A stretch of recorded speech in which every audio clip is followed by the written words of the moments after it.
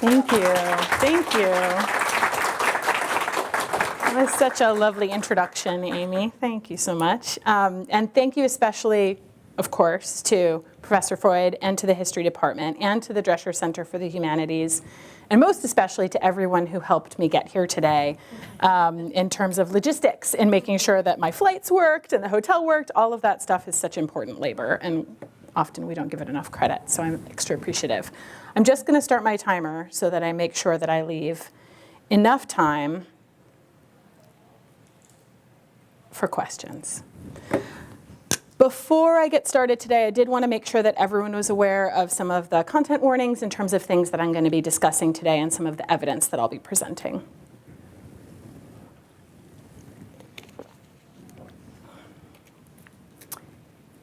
In October of 2021, the much anticipated cookbook Makan, Recipes from the Heart of Singapore, written by London-based chef Elizabeth Hay, came under criticism after it was alleged that she had plagiarized material from a range of sources. Bloomsbury quickly withdrew the book from circulation. To some, this decision seemed hasty. Issues of authorship are particularly tricky when it comes to recipes. Ingredient lists are not considered either patentable or subject to copyright, and the same regulations apply to the idea, subject, or topic of a recipe. Authors of cookbooks often find their materials repeated without credit by their fellow food writers. This is, for many authors, simply a feature of the genre. Cookbooks, even when they appear under the name of a single author, are collaborative projects, write Carrie Helms-Tippin, Heidi S. Hakimi Hood, and Amanda Milan. Some cookbooks and recipe texts get their value from being the opposite of single-authored and original, collaborative, and time-tested. But for other food writers, especially those from historically marginalized communities, this kind of borrowing seems more like appropriation. Writing of the ways that the culinary legacies of Black chefs and kitchen staff were, and of course sometimes still are, left out of narratives of the American South, Ozo Soko argues that this ambivalence is irritating. This flossy, fragile language used often in historical texts which involve Black or enslaved West African histories, as though reluctant to give credit where due, a sluggishness to credit enslaved West Africans with culinary knowledge and excellence. Is there such a thing as plagiarism when it comes to recipes? Questions of attribution, collaboration, and credit have driven humanities scholarship on early modern recipes since the inception of the field, now almost 20 years ago. From the medieval period through to the long 18th century, collaboration and collection were central to the writing of recipes, whether these were in alchemical, artistic, culinary, or medical texts. In medieval written traditions, copying wholesale from other texts was not considered a violation or a disguise of authority, but rather the practice or expression of it. As Anke Timmerman has argued of alchemical recipes, attributions added connotations of ancient wisdom to a text. This was perhaps especially true of texts such as guild and craft manuals. These books were valued precisely because they were collective and anonymous, as they seemed to reference generations of secret, exclusive, collaborative labor. And while, from the early modern period onwards, it became increasingly popular to offer attributions within these collections, to list the donor's name or the title of the source text alongside the recipe, it was still the collection and compilation of knowledge, rather than the citation of specific sources, which generated senses of command and authority. Some recipe book authors made frequent reference to the people or works that inspired their texts. Others glossed over their sources. This practice within recipe writing was also a practice writ large. And while scholars have different opinions on why early modern people weren't always consistent about attributions, some argue that it spoke to the generic conventions of commonplacing, an extremely popular method of compiling thinking and remembering. Others argue it allowed authors to quote more liberally from unsanctioned and forbidden texts. Those who study early modern authorship and knowledge creation generally agree that practices of crediting and attribution allowed author compilers to make their texts seem more trustworthy and reliable. And cultivating senses of trustworthiness and reliability was crucial in making sure that any collection of knowledge was saved, preserved, and remembered. Ensuring that a recipe collection seemed trustworthy was dependent upon the author-compiler as much as the contributors. Although not every early modern person who created a recipe book chose to reveal their sources, the very act of drawing recipes together across genres and generations was suggestive of an author-compiler's own authority, expertise, identity, and place in the world. Recipe scholars have argued that these texts were vehicles for national identity, a way of making supposedly foreign ingredients and dishes, and sometimes, troublingly, even people, seem safe, knowable, and consumable. They have asserted that the act of making a recipe book was also an act of authorship, of selfhood and identity, a creation of a sense of being that, like a recipe book itself, could be collective, gesturing towards an author-compiler's family, community, history, and imagination. Recipe scholars, including myself, then went on to contend that the self-creation and identity formation engendered by recipes was not limited to elite, traditionally educated male author-compilers, but extended to people who occupied marginalized positions in early modern society: women, lower status food workers, partially literate people.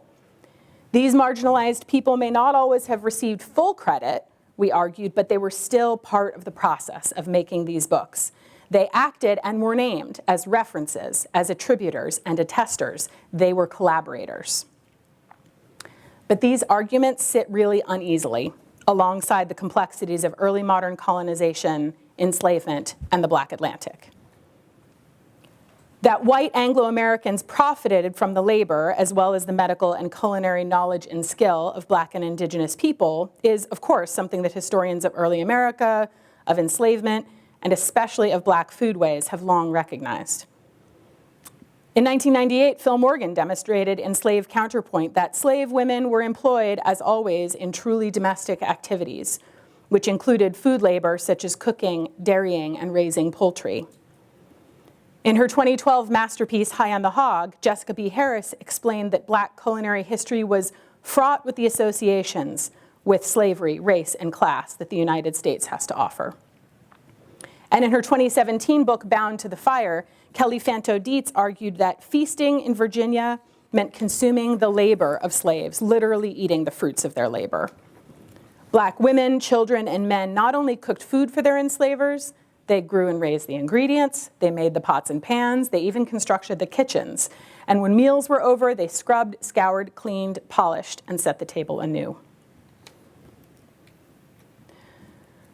Black labor, as well as the knowledge and skill that shaped this work, appeared only imperfectly in either published or manuscript recipe books from the period. As culinary historian and author Michael Twitty has shown in his 2017 book, The Cooking Gene, the old cookbooks, or receipt recipe books, so lauded in the world of early American and proto-Southern food, get a vote but not a veto with me. I am not the white plantation owner's wife reading the recipes aloud after her reverse journey down the Whistling Walk. I am the enslaved hearing the recipe or already knowing it and just humoring Big Missy. There are many things in those books that are not African in conception, spirit, delivery, or form.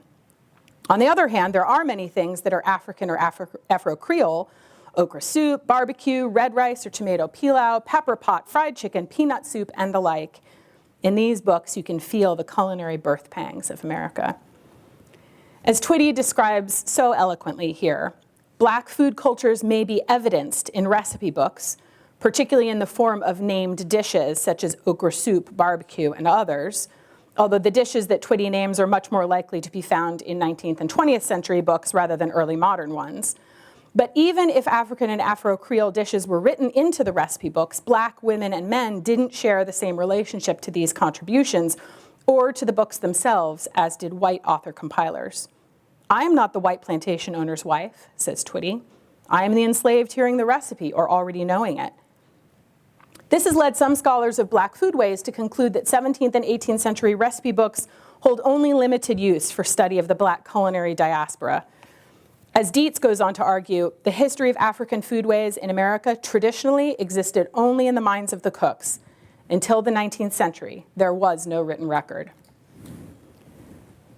For a scholar of that written record of early modern recipes, this is daunting and disappointing.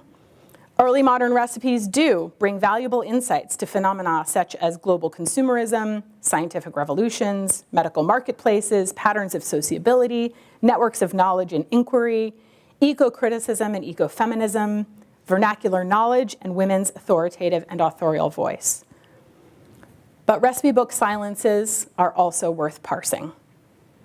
That these books provide so little evidence of Black contributions offers the opportunity to rethink our understandings of collaboration and credit within early modern recipe books. So today, focusing first on elucidation, I will show how recipe book author compilers selectively described and selectively erased certain kinds of labor within their books, crediting their recipes selectively, privileging the relationships that they shared with white people, and downplaying their ties to Black women and men. Such markers of collaboration, and equally lack of collaboration, I'll trace in both culinary and medical manuscript recipe books, handwritten by women and men in Britain and in North America from the 17th through the mid-19th centuries.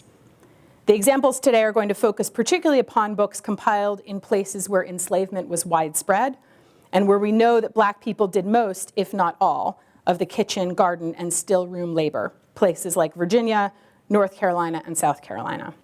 Throughout, I'm going to alternate between examining bigger batches of similar recipes to evaluate patterns and trends, and careful, close readings of individual receipts, pausing to parse word choices and interrogate phrases. In their handwritten recipe books, white author compilers did record, create, and compile many things, but they also silenced Black voices, attributed selectively, and appropriated and stereotyped. That Black contributions were so readily erased by author compilers in their manuscript recipe books means that we cannot straightforwardly describe these texts as collaborations, but instead as thefts of both knowledge and of work.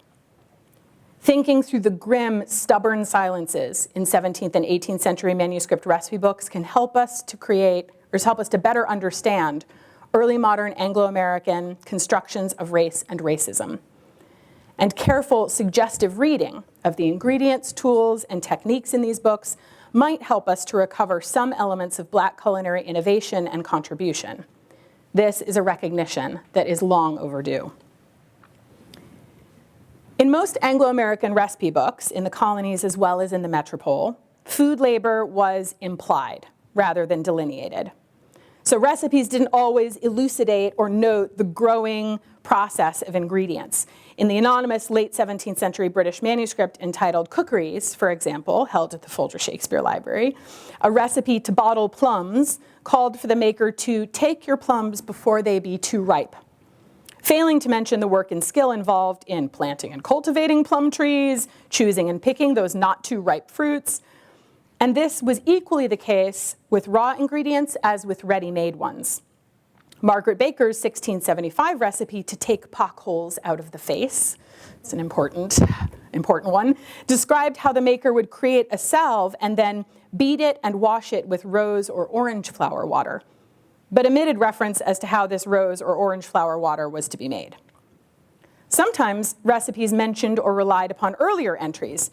The anonymous 17th century manuscript Receipts in Cookery told readers that if they wanted to make white quince marmalade jelly, they should prepare the fruit according to a previous recipe in the book. Scald your quinces as before, it says, and then cut them in 6 or 8 pieces. This notation to scald them as before assumed that the reader of the text was like working their way consecutively through the recipe book and that they would have already gained that knowledge in previous pages. This lack of elucidation is surely, like, on some level practical, because no recipe can contain directions for every single gesture or motion that a person might make in that act of creation. Every recipe would be like dozens of pages long. But each act of condensing, eliding, or implying was also one in which a recipe book's author compilers revealed their early modern priorities, prejudices, and assumptions. When early modern people decided what to include and what to leave out, they very frequently chose to gloss over the work of lower status people. Constance Hall's 1672 Metropolitan British recipe for how to make sausages is characteristic in this regard. So here's the recipe, the original, and then also the transcription, and I'll let you just read it. There's no need for me to read every recipe out loud to you, so just read through it on your own.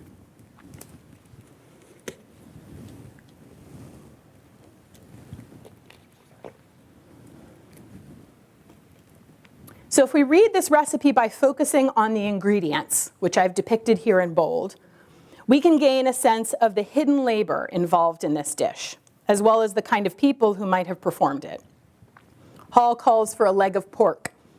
That means that a farmer and butcher raised, slaughtered, and broke the hog down into its component parts, and then hung, salted, and smoked the meat before the recipe could even be attempted. Hall called for beef suet. This means that a farmer and butcher raised, slaughtered, and broke down a cow into its component parts, and that the kitchen worker cut off the valuable fat, rendered it in a huge cast iron pot, and then boxed and cooled it. The seasonings included pepper, sourced from the Indian subcontinent, a journey of at least 6 months by sail, and nutmeg, sourced from the Maluku Islands in present-day Indonesia, an extension of the 6-month Cape route. Even seasonings harvested locally, sage, parsley, thyme, had to be planted, watered, picked, washed. White bread needed to be mixed, leavened, and baked. Eggs needed to be gathered from hens each morning, and those hens needed feeding and care. Churning butter could take hours, and that was after you milked the cows, separated the cream, scalded all of your tools with boiling water. This was how the early modern sausage got made. It required the labor of lower status farmers, butchers, gardeners in England and in South and Southeast Asia, as well as mariners, dock workers, grocers, bakers, and dairy workers. None of these people are acknowledged in Hall's recipe. Lack of elucidation is absolutely typical of early modern British recipe books, but the implications of these excisions become even more pointed in recipe books composed in the Americas, where the pages are filled with the evidence of the painful, challenging, and exhausting labor forced upon enslaved women and men.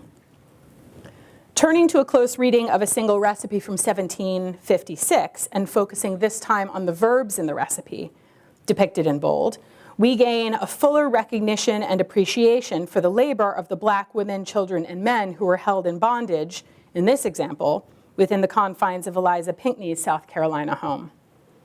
We can also gain a fuller sense of the ways that Pinckney erased their labor in her recording of the recipe. Here, senna was picked, rhubarb sliced thin, figs cut small, licorice sliced thin, poppy flowers picked painstakingly from the stemmy ends. Someone stood the quart jar containing this water in the sun for a week. They strained it through a coarse cloth. They bottled it. They stood over the fire while it cooked.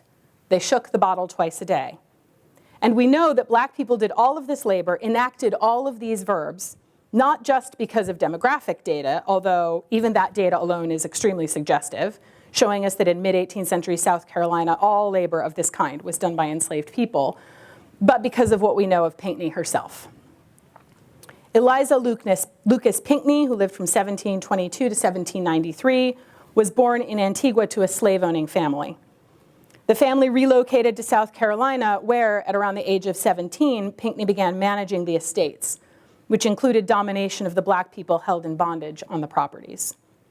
She continued this type of work in her married life and for 30 years of widowhood.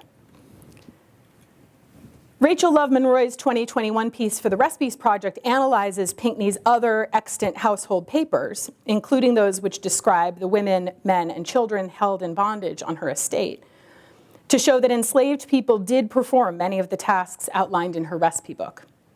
As Monroy goes on to describe, Pinckney did talk about cooking labor that she had forced upon Black women and men, but only in correspondence, not within the genre of the recipe book. As Monroy goes on to describe, in the above colic water recipe, the way that Pinckney not only ignored but actively appropriated Black contributions was particularly pointed in phrases like, "I always dry them," here at the end of the excerpt. Eliza Pinckney never picked and then dried the poppy flowers that grew wild in the cornfields around her home. She forced other people to do it for her, and then she claimed their expertise in her recipe book, just as she'd claimed their lives and their labor. Despite the fact that 17th, 18th, and early 19th century women and men in both Britain and North America routinely added attributions as well as attestations in their recipe books, Black people were rarely included in these references. Within the pages of Anglo-American manuscript recipe books, Black people were not widely recognized as trustworthy sources of expertise and authority. Close reading of an entry for plum marmalade, also in Pinckney's book, with attention to attributions and attestations, here depicted in bold, makes this type of occlusion particularly clear. None of the black people who labored for Pinckney were mentioned here either. Rather, the author-compiler mentioned a fellow white woman. This was marmalade which I saw Miss Baird make. Pinckney had watched a white woman cook this jam, and then she wrote about it in her recipe book. But no matter how many times Pinckney observed black women and men cooking in her kitchen, and she did surely countless times, she refused to include even one entry on their skill and their work in her book. And we noticed on the colic water recipe, this was the same thing. You see that she mentions she gets this recipe from Mrs. Brailsford.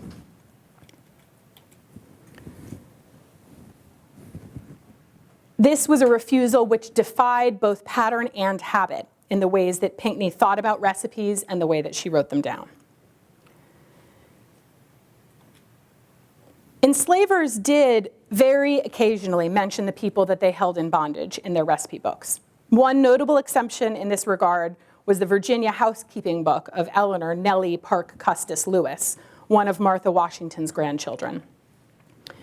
Lewis's handwritten book contained recipes attributed to family members, to white servants, to newspapers, medical journals, physicians, neighbors, and friends, a lot of attributions in this book, and also to people that she named as Old Doll, Old Letty, Dulcie, and Hanson. These were likely references to enslaved women and men. Of the 176 recipes in this manuscript book, only 6 contain such attributions. There are 4 culinary recipes, Hanson's mode of making chicken broth, the best in the world, which you can see here, as well as Hanson's thin biscuits, Hanson's breakfast biscuits, Old Letty's peach chips, and 2 laundry recipes, Old Doll's method of washing colored dresses, and Dulcie's mode of doing up muslin, silk, cambric, and stuff. Among this group, Hanson's mode of making chicken broth stands out as it also contained an attestation to the quality of this dish, with Lewis describing it as the best in the world. But I think it's nonetheless telling that Lewis felt it necessary to include an additional attribution and source of expertise at the completion of Hanson's directions here, writing that recipes of this type were the best remedy for cholera morbus, so thought Dr. Jennifer, who was celebrated for the cure of that disease. And this is a good opportunity to talk about cures and medical cures here, because John Snow is typically credited with the cure of cholera. It's possible that Lewis was thinking of William Jenner, who worked on typhus and typhoid, but it's unclear. Dr. Jennifer is neither one nor the other in this case. For the most part, when people of color did appear in Anglo-American recipe books, they were represented as racist stereotypes. And this was true of recipe books composed in slaveholding households as well as those from metropolitan Britain. In his 1675 British manuscript book, Thomas Sheppey recorded that the Indians draw blisters by laying small pieces of spunk or touchwood on the limb, then set fire to it, let it burn, which will draw a blister and which will run for many hours. That Sheppey did not specify whether this came from the imagined West Indian or East Indian tradition speaks to the ways that these spaces were often amalgamated by British colonizers into one exoticized space. In the early 19th century, in Ohio, the Rapp family book, a recipe to stop the bleeding of the lungs, similarly was imagined by the author-compilers as an Indian cure. It's possible that this recipe in particular did have a relationship to indigenous healing practices. It calls for sunflower, which has wild origins in North America and was used widely by indigenous people. And so this may perhaps represent like an actual transfer of knowledge. But for the Rapp family, the efficacy of this recipe was not attested to by the Kaskaskia, Osage, or Erie people whose land they occupied as residents of Ohio, but by a white man named George DeWalt. If you look to the end of the recipe on the last line, you can say that it was DeWalt who was associated with this recipe by name, while indigenous people were referenced only as a stereotype. Black people were subjected to similar processes of recipe book stereotyping. In Mrs. Knight's 1740 British Metropolitan book, a recipe to stop a violent bleeding immediately was supposedly practiced in the West Indies among the blacks. Another recipe in the same book for curing the bite of a mad dog, Knight had copied from a Mr. Ingram, and she related that Mr. Ingram's observes that in one season of the year, the dogs in the West Indies are particularly subject to madness. I have known a great many number of Negroes bit by them. Like in the previous recipe, people of color are mentioned here not to give them credit, but instead as a curiosity, a gimmick, or a stereotype. We aren't learning about individual black women and men or indigenous women and men, but the blacks or the Negroes or the Indians as racist generic wholes. Author-compilers thus deliberately stereotyped and denigrated people of color during their practices of recipe book making. With careful and close attention, however, it is possible to recover evidence of black influence, skill, and expertise within the pages of early modern Anglo-American manuscript recipe collections. This involves working, as Marissa Fuentes urges, along the bias grain of the recipe archive by reading around and between the generic conventions as well as the racist stereotypes contained in manuscript recipe books. It additionally means cultivating a rich scholarly appreciation for and knowledge of Black Atlantic food cultures and foodways by building on Jessica B. Harris's and Michael Twitty's findings and approaches about African and Afro-Creole dishes in 19th century recipe books to identify further evidence of black techniques, ingredients, and tools. In the Americas, black women and men drew upon their own traditional techniques and ingredients. They also made strategic use of ingredients, tools, and supplies that were issued to them by enslavers, even if those were not items that they themselves might have liked or would have chosen to use. And evidence of both of those practices does appear in early modern manuscript recipe books. The first example that I'm going to pursue is one of Osnaburg. The example of Osnaburg fabric is characteristic here. Osnaburg is a coarse flaxen cloth, typically was, I mean, it still exists, but it was and is, it exists in museum cases, typically issued to enslaved women and men, and it appears as a tool in a few North American recipes. In Mrs. William Timmons's South Carolina recipe to make walnut ketchup, the author-compiler stated that the solids in the sauce should be separated from the liquids by using Osnaburg cloth, with the recipe reading that makers should strain it through an Osnaburg towel and then bottle it off.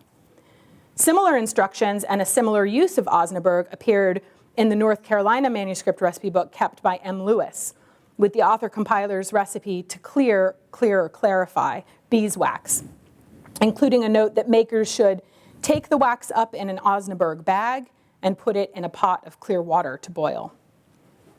As scholars such as Laura Johnson, Shane White, and Graham White have shown, Osnaburg was not typically worn by free women and men in the Americas. Although the fabric was manufactured in metropolitan Britain, it was then distributed to and thought appropriate for the clothing and fabric needs of enslaved people. That Osnaburg is mentioned as a straining or sieving tool in these two Carolina recipes suggests not only that these recipes were imagined as being made by enslaved food workers, but that enslaved people themselves had a role in the recipe's invention and creation. To use Osnaburg in this way, not as apparel, but as a straining tool, does speak to the fabric's rough composition, but it also gestures towards the ingenuity and resourcefulness that Black people who were forced to labor in American kitchens deployed. Further examples of two food ingredients, first yams and then rice, work to demonstrate the ways that Black expertise and influence can be recognized in mediated but very important ways within some white-authored manuscript recipe books. Now, to set the stage a bit, I'm going to talk just briefly about the differences between yams and sweet potatoes. They are, in fact, two different things.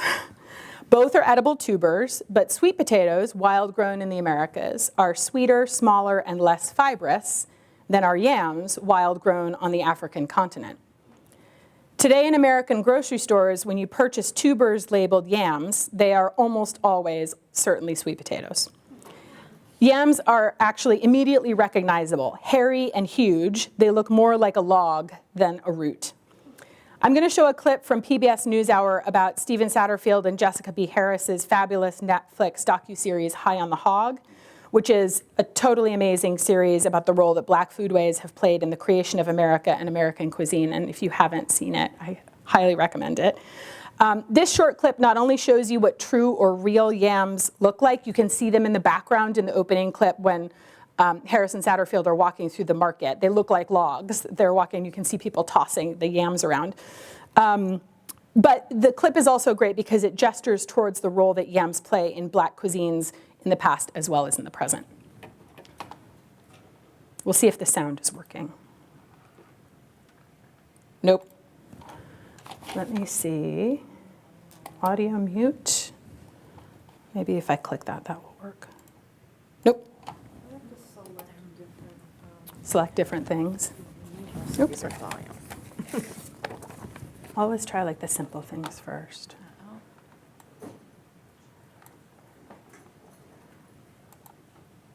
Nope.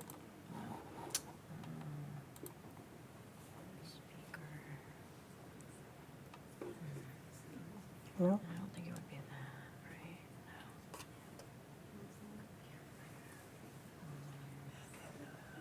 No. Don't know if we're gonna get it. Do you want to bring any ideas? I turned that one on. Here we go. Maybe that's. Oh. Nope, that's a meeting. We should have checked this. I'm sorry. No, it's okay. Oh, see down here. Oh yeah, let's try it. No? It says it's on.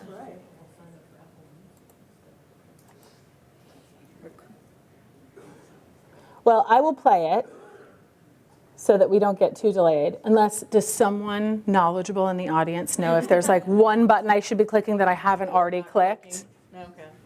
If it's something external, it could be that you might have a problem with the external speaker as opposed to like what's on the machine. Okay. Yeah, please. I have not used this computer.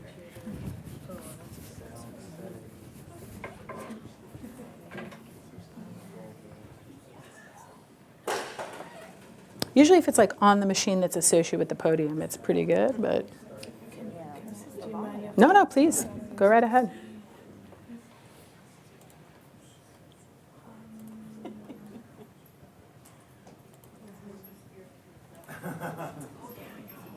Looks like it's up, right? Is it because input? Maybe. No? But it's your output. Ah, the microphone's working. Okay.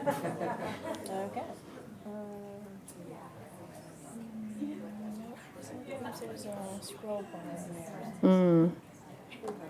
Okay, sorry about that. That's okay, no problem. Thank you. We can see what they're doing, although it's a tragedy not to actually listen to the sounds, but. Now you just have to watch it yourselves. I did do it on purpose. Okay. I will try my best here. So here's the market. This is a scene from High on the Hog. And there are the yams. See, they're huge. Those are not in the grocery store here, at least not usually, right? You can get them at specialty places. So there's Harris and there's Satterfield. And you can see the way that people are tossing them around. They're heavy, they're fibrous. And Satterfield and Harris are talking about how, so those are sweet potatoes in the basket there. And they're talking about how important yams were in West African cuisine before the European trade and enslaved people. And then they talk about how yams were and if there are questions about this, I can go into the nitty-gritty of like the transfer of yams from the continent of Africa to the continents of North and South America. But also how they become kind of blended and merged with sweet potatoes, and that sweet potatoes get absorbed into Black foodways because yams are not always readily available.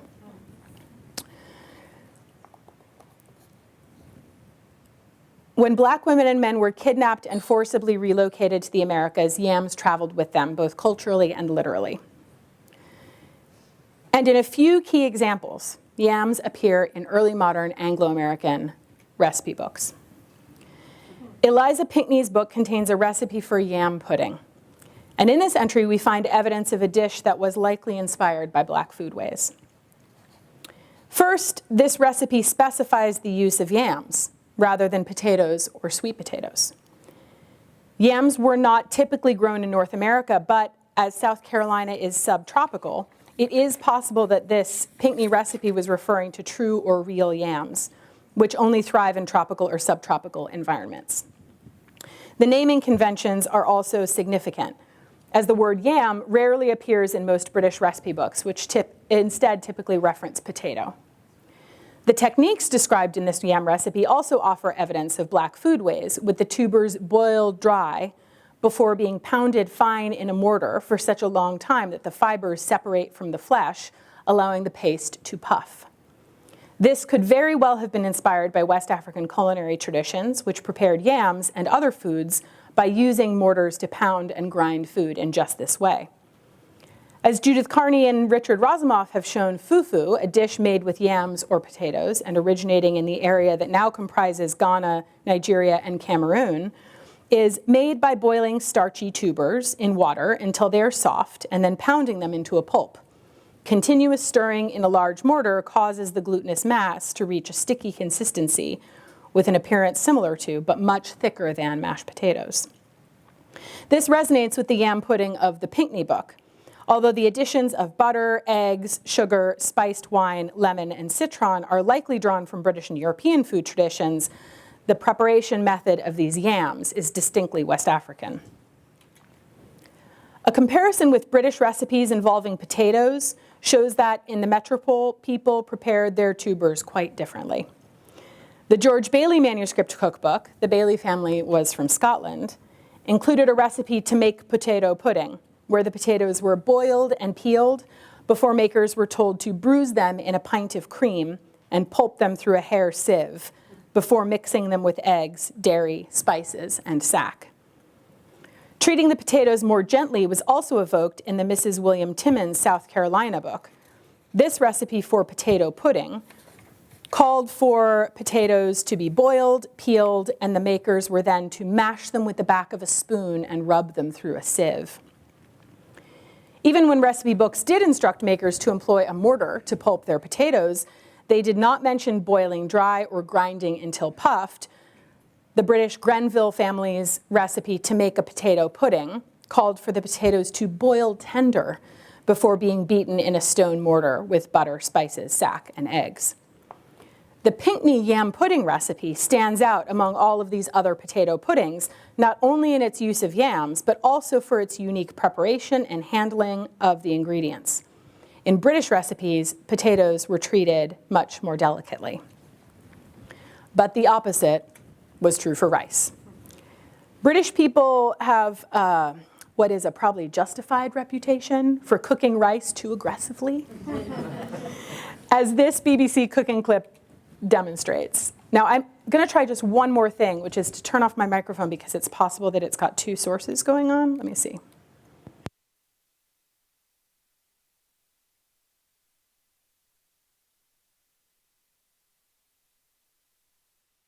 Microphone back on. So I will explain to you what's happening in this clip. So here is the intrepid reporter. Can you turn on captions maybe? Yes, I can do that. Excellent. Let's see if this works. Brilliant, brilliant.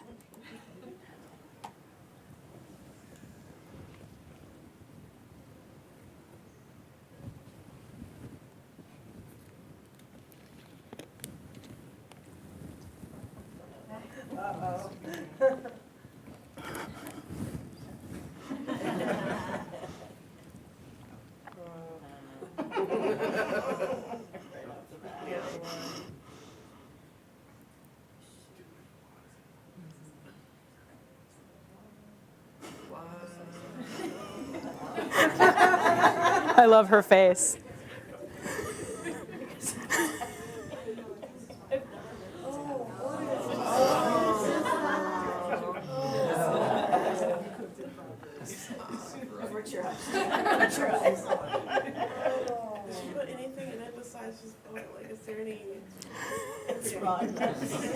that's so gross.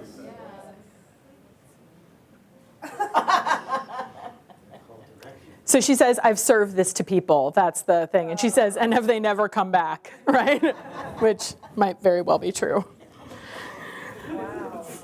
Now, if we look back to see how Anglo-American people prepared rice in the past, it seems that there is, in fact, a rather long history of British people preparing rice just this badly. In British metropolitan manuscript recipe books, two textures, either soupy and runny or thick and clumpy, were the preferred rice preparation methods. So in Thomas Willis's 1675 recipe to boil a capon with rice, the author-compiler told makers to boil the rice by itself till it be tender, let the rice be clean picked, and then when it is boiled, strain out the water. Afterwards, boil the rice again in a pewter dish. This double boiling method then combined the twice cooked rice with a good piece of sweet butter and the marrow of 2 marrow bones, resulting in a soupy product which was then poured over the cooked capon. Pourable rice is not something typically that I think of. But similar instructions were included in an anonymous 1725 recipe book, where the author-compiler explained that when makers completed cooking the meat in the recipe to stew veal with rice, they would pour the rice over it. If British metropolitan rice wasn't soupy, it was gummy and clumpy. George Bailey's recipe for a rice custard told readers that the rice should be the thickness of milk and bread when it is caked, and that each grain of rice should lose its shape when the dish was complete. Now, if we return to the Pinckney recipe book, we can see a different kind of rice preparation, one which was probably influenced by Black foodways.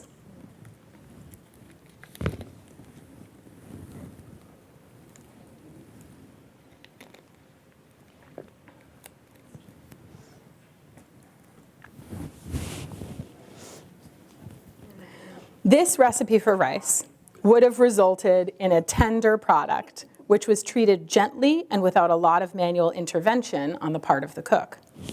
Working from the bottom of the recipe upwards, we can see that this recipe called for the finished product to be dry and every grain separate. This effect was achieved by the instructions to steam the rice at the end of the cooking process with the phrase, "Let it stand near the fire for an hour or more to be kept hot," which would have allowed the rice to finish cooking in water vapor, in steam, rather than in boiling water.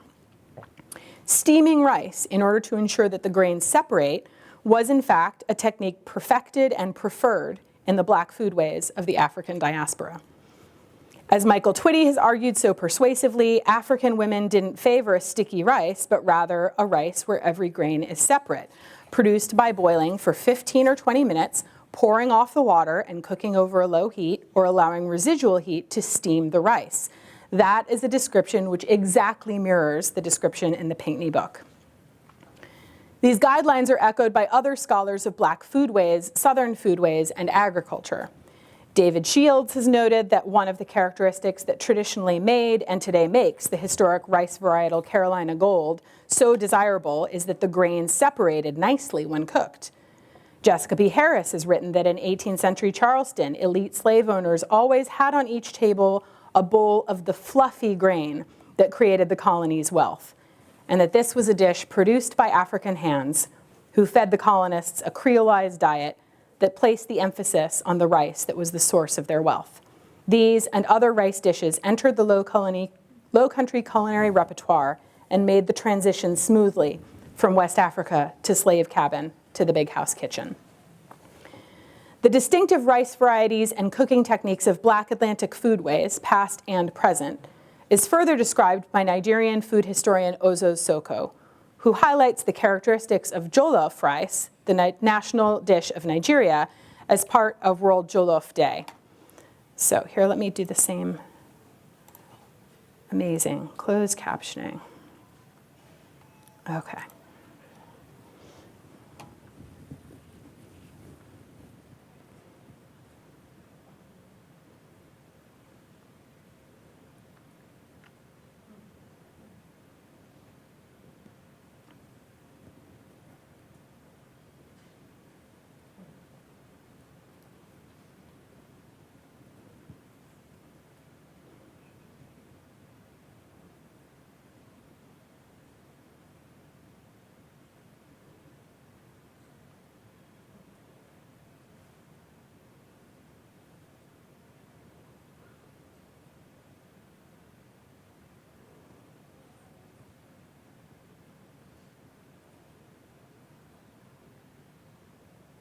She's saying she uses it for jollof. That's not chernoff, it's jollof. Yeah. So she says it stands up to the cooking and straining required. It doesn't break down. Now, returning to the recipe for rice in the Pinckney book, the instructions to be sure to avoid stirring the rice after it's in the saucepan, with the warning that one turn of a spoon will spoil all, is similarly suggestive. As Soko and her fellow Nigerian food historians Farah Olanjayu and Amanda Dozie have argued, in modern West African cuisine, cooks are frequently taught to avoid stirring rice with a spoon, particularly in certain dishes such as jollof. And in fact, the added rule is that you can only use a wooden spoon. When you use it at all, it has to be a wooden spoon. This advice, and indeed jollof itself, is deeply woven into Nigerian culture and literature. Injunctions about jollof and spoons are so widespread that they even appear in children's books, such as Eddie Iro's classic and beloved book, Without a Silver Spoon, in which the main character, a young boy named Ure Chokwe, runs into trouble when preparing jollof rice for his employer, Teacher Steve, or Teacher Stephen. So I'll give you a second to read over this excerpt from Iro's book.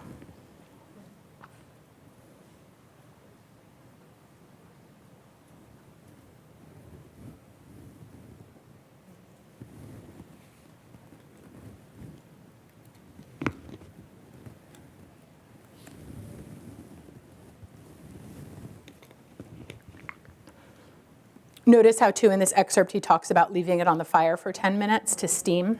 It's the same way. So in this excerpt, Teacher Steve explains that rice must be steamed, and most notably insisted that Ure Chokwe keep the spoon out of the rice. Jollof, a dish where rice is cooked slowly with onions, chilies, tomatoes, and seasonings, herbs, and/or spices, is meant to be cooked gently, with the ingredients simmering together until the liquids steam off. Soko has traced these techniques very closely in her own work, and she's an amazing culinary scholar, and you can follow her on all of the social medias, as well as on her incredibly generative website, which I often assign to students, so I would highly recommend it as a resource. Soko has argued that Nigerian jollof is typically stewed, not stir-fried or oven-baked. And jollof, which has culinary, cultural, and historical ties to American dishes like jambalaya, is not mentioned specifically in Pinckney's book. I don't want to suggest that this rice recipe is jollof or that it's even jambalaya, because it's clearly not. But I think it's nonetheless extremely suggestive that the rules about rice cooking are so similar in these two texts, one from 18th century South Carolina and one from 20th century Nigeria. And in combination with the other instructions about rice, namely that the grains should separate when cooked, and that rice must be steamed during cooking, suggests that Black women or men provided Pinckney with those instructions for rice preparation.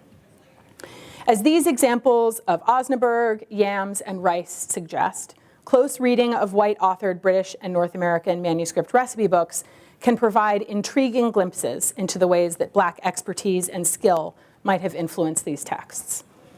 Some ingredients in these recipes, such as yams, were very often or even nearly exclusively used by Black people. And as was the case with Osnaburg, as well as with rice, the tools and techniques deployed in these recipes spoke to knowledge and perspectives located within Black foodways. While the people who contributed these recipes were unacknowledged within the texts themselves, their approaches were distinctive. And so it is possible, I think, to find evidence of Black perspectives, priorities, and input within these sources. Questions of attribution and credit have been central to the study of early modern recipe collections for the last 20 years.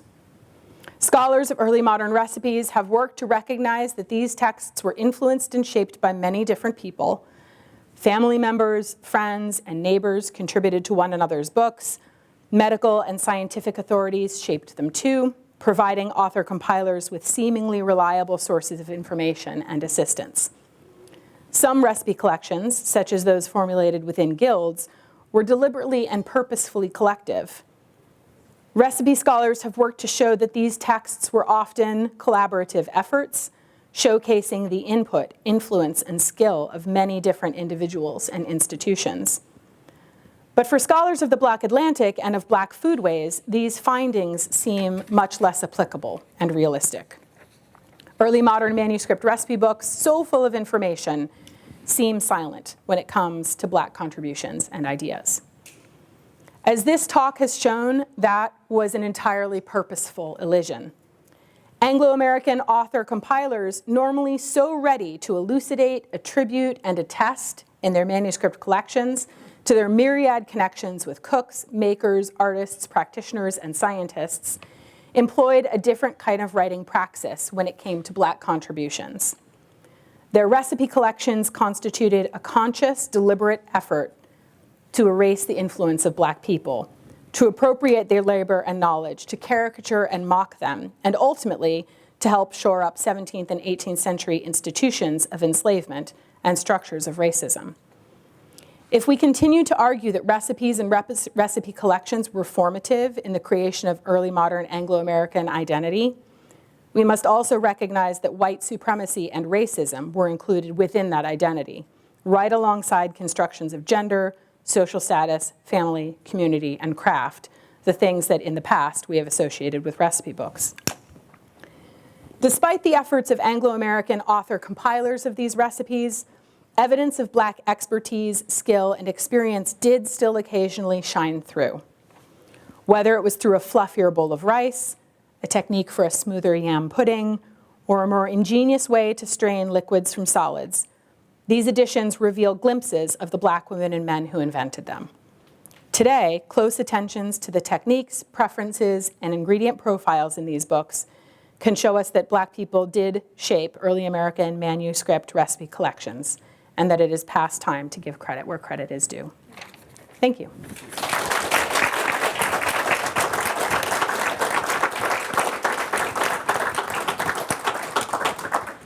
I think we've got some time for questions. Excellent. So please feel free to ask Dr. Herbert your questions. Some of you, I know this is a topic dear to your hearts, so open it up. I'm curious what you see towards the tail end of the time period that you laid out, when print culture takes over and recipes are everywhere in agricultural periodicals. And, I mean, obviously more of the same, but is there any difference once the print revolution really Kicks off? That's an excellent question. I have no answer to it, or no good answer. So this is like brand new research that I've been working on just over the past 2 months. And so I've focused mainly on the manuscript books because it's like a historiographic thing. So the arguments that scholars have made about identity and authorship and attribution has been tied really closely to those manuscript recipes. So this is like a lot of literary scholars and historians and food scholars who have worked so hard to look at all of the different kinds of identity and authorship and senses of self that come from those handwritten books that people compile and hold on to and pass down generationally. So I limited my look only to the manuscript ones in this case, but if I were to speculate, because I do work quite closely with printed texts too, typically, I would say that my guess is that you might see many of the same things, like the stereotyping and the kind of racist appropriation. It's only a form of expertise or declared expertise if it's a stereotype rather than an actual person, although I may well be surprised. I mean, I know wider ranges of people do appear in print, and then certainly by like the time you get into the 19th century, you have Black women and men themselves printing recipe books and cookbooks really in very powerful ways. And so that disrupts the whole narrative at that point, which I think is really fascinating. But I think in the manuscript books alone, you see some of these really stubborn practices remaining, would be my guess. Oh, in the back. Yeah. Hi, thank you for the wonderful presentation. So I've seen similar findings with respect to medicine, particularly plant-based medicine. Take that whole top part, put plant-based medicine, but all particularly up to the 19th century. 19th century. Did you find any scholarship like around food that was used for medicinal purposes? Yes, that's really fascinating and a great example. I'll have to look. It's a terrific suggestion to look more at the plant-based medicines too, because I think those are super fascinating.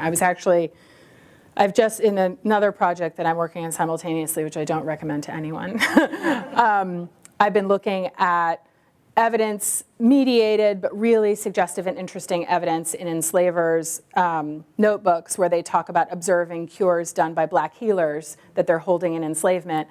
And there's a lot of really interesting soaks and washes that are part of a tradition that you see over and over again. So like hot water that herbs and other and bark and other kind of plant-based things are added to, and then people put the body parts that are afflicted in the water to soak. So I'll have to, it's a terrific suggestion. I'll have to look at like the Pinckney book in particular, which is so rich and so well documented, to see if there are any of those soaks in particular, because I suspect that there are, and that would be super fascinating. As far as the foods that are medicine, yeah, because I mean, in this time period, food was medicine in a way that, we think of food as medicine today, but they really thought of food as medicine. I mean, this is a worldview where people believe that everything that you put into your body affects the way that it works. So in the kinds of staples that I've looked at here, like with yams and with rice, those starches are such staples of diet. They're the kinds of things that people would have consumed every single day, not because they were sick or not because, in fact, if you didn't consume them, you would get sick, right? This is like an essential part of your diet. So it doesn't quite like operate in the same register, but I will look into that more. That is a phenomenal suggestion and a really interesting one. Thank you. Yeah. Okay, this is a more community-based question, but when I think about like food culture and food history, I think of like the trend cycles we see. Like I think about like the Jell-O molds that were all the rage. Did you find in your research of the manuscripts like a trend that's like wacky or weird that you're like it like characterized like the manuscripts you were reading about? Like I could picture that like them doing weird things with potatoes because that's a new crop, or like the common exchange goods coming together in weird ways because people are creating things for the first time. Yes, 100%. So this was a lot of the work that we did in Before Farm to Table. So there's a great website, which I'll show you right now, since the computer took my sound away.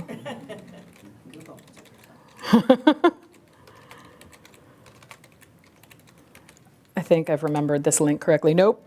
Let me just Google it. They changed everything. There we go. Oh, I got it backwards. beforefarmtotable.folder.edu. Okay, so this is the culmination of our 4-year grant project. Well, we did a lot of stuff, but this website is part of it. And we were really interested in exactly that thing that you just articulated so well, which is, what do European people think when faced with many ingredients for the first time? So when they encounter chili peppers for the first time, or chocolate, or maize, or things that are not necessarily coming from American foodways, but which they've had access to for a while through the connected overland routes in Asia and South Asia, but have more and greater access to now that ships are traveling around the world very rapidly, or more rapidly than they had been used to. What do they do with it? What do they think about it? And so I would recommend this website to anyone who would like to learn more about that. We've got some really great breakdowns of what recipe books do in these really cool visual tools that kind of flip you through a page. We've also got a section on globalization and the spice trade, where you can learn which ingredients came from where. We've got some excellent podcasts and video recordings that you can listen to, and then also like a walk through this map of Barbados to think about sugar and enslavement as well. And then we did a lot of experimentation to see how people were thinking about and how it is to cook early modern food today. So there's also recipes so that you can try some of these yourself. These are one that we tried a lot of things, and some of them were super gross. So that we brought you the ones that are tasty. It was really important to us to, like, if people are going to spend money on ingredients and spend time putting these things together, we wanted to have a product that would reliably like taste okay for them, but still be interesting and engaging to try. So I recommend all of these things. And yes, in fact, turducken. Can be dodgy. Yeah. The turducken is like an early modern thing, although we might think of it as a thing today. But this, edible and inedible, this section here is especially germane to what you were talking about. So here we've got coffee, turkey, and then the last one, excrements of the earth, is about mushrooms. And it is like, that's an early modern quote. People didn't talk about mushrooms in that way. And in my Colonizing Condiments article, it's largely about that, about disgust. So in that article in particular, we trace how British people tasted chili peppers for the first time and decided not for them, which has in many ways continued through to today. It's not just the rice that's a problem. But yeah, you've got some amazing quotes where early modern people are tasting chilies for the first time and they are horrified that it like makes your eyes water and your nose run because they think it means all of your humors are coming out of your body in a really dangerous way. And there are rumors that eating a chili pepper, like chilies can kill dogs and that they can do these terrible things to you. Probably my favorite early modern food quote of all time, Brian Cowan has this in his book, is that someone tastes coffee for the first time and they say it tastes like burned toast soaked in water. And like, that's not totally wrong. I mean, I can see that. I've had some coffee that tastes that way, although I'm so addicted to coffee, I'll drink it anyway. But yes, so I think very often disgust and delight go hand in hand with these moments of encounter for the first time. And that's one of the things I'm so fascinated by. You talk about African influences that you can find through these manuscripts. Can you find indigenous influences as well? And what sorts of examples do you have of that? So the only one that I think is like a maybe is that one involving sunflower that I've come across, because that to me, and I have to do, this is on me, I have to do much more research in indigenous food and healing traditions. But I think that one is like a possibility, since sunflower is wild grown in the Americas and it's not something that appears very readily in British books. You don't see sunflower getting appropriated and adopted right away back in the metropole. It also doesn't come through. I have almost never seen a recipe for sunflower or sunflower seeds used in other Anglo-American books. So at first I was, of course, like immediately suspicious because that stereotype, that racist stereotype, is being deployed right alongside it. But the more I've sat with it, the more I've been kind of curious about that. So that's one that I plan to dig into. Yeah, thank you. Yes? I'm curious about the use of these books and literacy in the kitchen. Mm-hmm. I'm just kind of trying to work through how these books would have been used, Mm-hmm. because if the enslaved cooks are preparing these foods, theoretically, probably from a lot of their own experience, Mm-hmm. but someone's taking the time to write these down and like interview the people who are making the food to write it down and keep these books, but they're manuscripts, so they're not being disseminated. They're like at home. How does it work? Like they're keeping these books, and then maybe another generation comes along, but they can't give the book to the person making the food because likely they are not literate. Are they reading the recipe? So it's a similar process, yeah. So yes to all of that. So I think it's a similar process that people have traced. Actually, scholars have done this in two different contexts. So like Kelly Fanto-Deese and Michael Twitty are great experts in this regard when it comes to American interactions in the Americas between white plantation owners and enslavers, and then black kitchen workers. And then similarly in Europe, where you have semi-literate, partially illiterate servants and lower status people working in kitchens. And there are even some images of it, which is really remarkable. So the way that it worked is that, thank you. The way that it worked is that you would have an elite person who would be observing people cooking and writing things down. The way that they would then share that knowledge and pass it down is that they would keep the book. Typically, it wouldn't stay in a kitchen. So people have done analysis of like the stains in recipe books to see if they were likely kept in kitchens. They probably were not for the most part. They're very clean, many of them. And they're very kind of well kept, and that's because they were showpieces. And they were very valuable to the people in the household, especially because they're both medical and culinary recipes at the same time. These are like life-saving devices for a household that may not have a lot of access to formal medicine or to formally trained practitioners. So what we think is that elite people would keep them either in their own closets, in their bedrooms, or in rooms adjacent to but separate from the kitchen. Kitchens are really dangerous spaces in the period. They catch on fire all the time. When it came time to update or to add a recipe, they would copy it onto a piece of paper. And that would be the little scrap of paper would be in the kitchen itself. They would take that paper out and then they would recopy it into the manuscript recipe book. When it needed to happen in reverse, when someone in the kitchen needed a recipe from the book, they would copy it back onto that scrap of paper and then hand it over. So that's where there's a fantastic 18th century image of a woman, an elite woman, copying a recipe out of her book onto a piece of paper, and the servant is standing there with arms out, ready to receive it. So there is one image that I know of where the book itself appears in the kitchen, and that's in a carving guide. And there's a more higher status servant who's pointing toward the book, and a lower status servant who's just learning is holding the knife and looking at the book. So even then, even though it's on the same place, they're kind of kept a little bit separate from each other so that the book can be protected. In the case of Pinckney, what I suspect is happening is that she is watching people cook. She is taking the recipes on, she's copying them into her own book, and then sharing them widely around her network. So that's one of the things about these manuscript recipe books is that they're kind of in the middle, right? They're not as widely circulated as a published book, for sure, but they are circulated widely among someone's social network and family and friends, and there's a lot of borrowing and copying. People would also hand off their books to friends, and the friend would write a recipe in, so you see lots of different hands within every manuscript recipe book. And I think that food laborers in Europe and in the metropole possessed many workarounds and skills when it came to literacy. So, we tend to think of literacy as like black and white. You can read or you can't, but anyone who struggles with literacy will tell you that's not how it works. It's all about partial recognition, or you can recognize certain names and phrases, or you can read but you can't write, or you can write your name but not read other things. So I suspect that those were the skills that people in both America and in Britain brought to bear in the kitchen.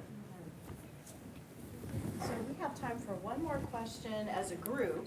Then I want to let you start enjoying the reception food, but there will be time to come up and ask Dr. Herbert questions individually. Dr. Musgrove, do you want to defer to a student, or would you like to take, of course, because he's a nice guy. Do you see a celebration of any other cultures in these early cookbooks? I know, like, you talk about this elucidation for other cultures, but do you see any, like, I traveled to Germany and I tried this recipe and I had to bring it home? Anything like that?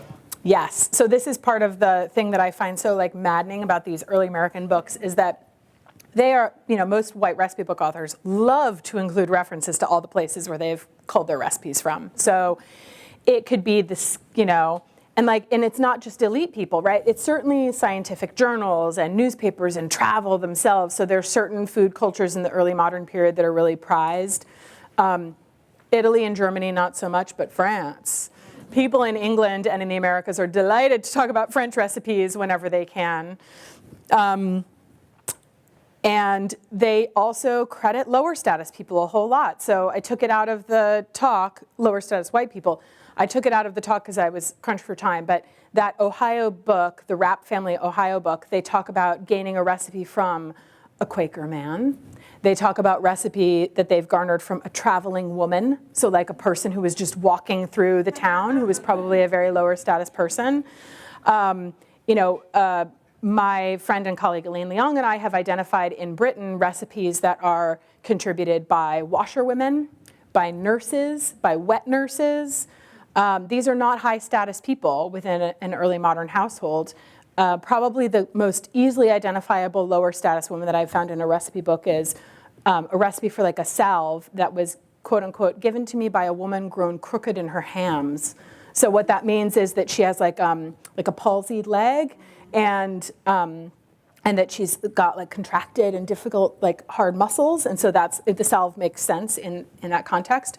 But this is probably like, you know, an unhoused person or an ill or an injured lower status person, and that this recipe book compiler has come along and like either paid for or coerced or threatened the woman into giving her this recipe and included it in the book. Happy to credit that person, right? Authority and expertise. This is a woman who's suffered, and that's why you get that description, crooked in her hams. And that's okay. But mentions of Black women and men, suddenly not okay in the books. Yeah. I want to thank you very much.